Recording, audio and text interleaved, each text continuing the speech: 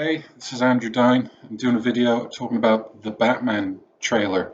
This is the second trailer to come out, and it debuted at DC Fandom, which is this big, cool event that is now sort of becoming a regular thing, and sort of shows a lot of DC's upcoming slate of projects and shows and movies. And they ended this one showing the trailer second, which they did last year. They showed the first trailer, and this year they've done the second.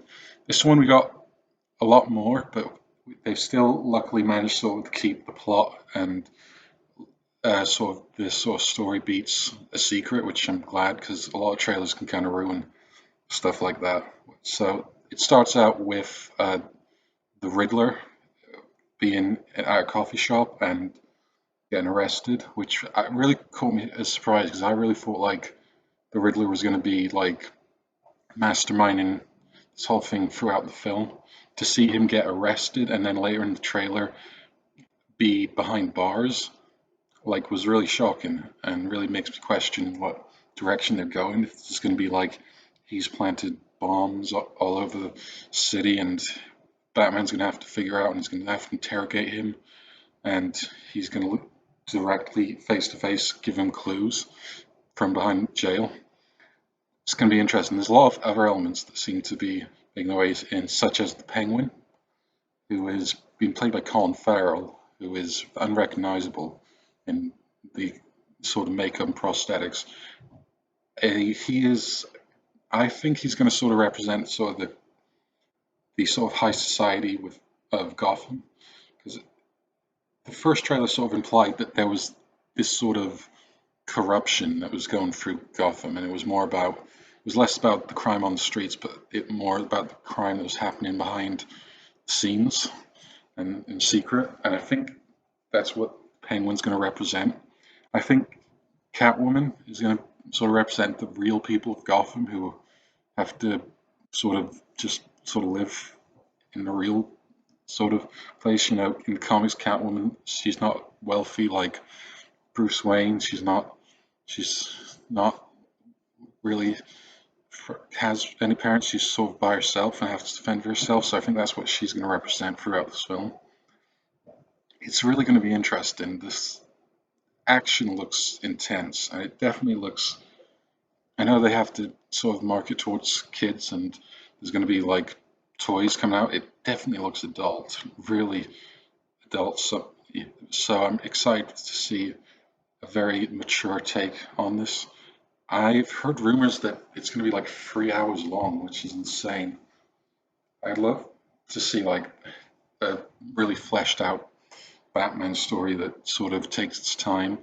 So I'm looking forward to hopefully that being true. I know there's spin-offs that are going to be on HBO Max. Like there's going to be a Gotham Police show. There's going to be a Penguin show.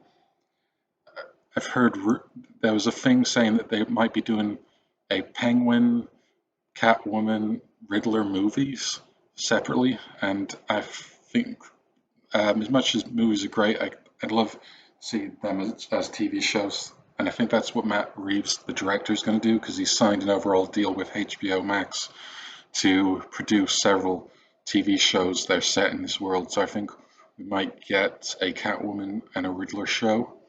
If they do a Riddler show, I think I'd like it to be set at Arkham because he looks like he's going to be in jail by the end of the film. And I think having a TV show set entirely in Arkham would be a really great get.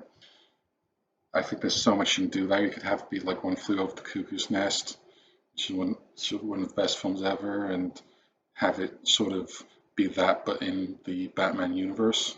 A Catwoman show, I think, is just a great idea, hands down.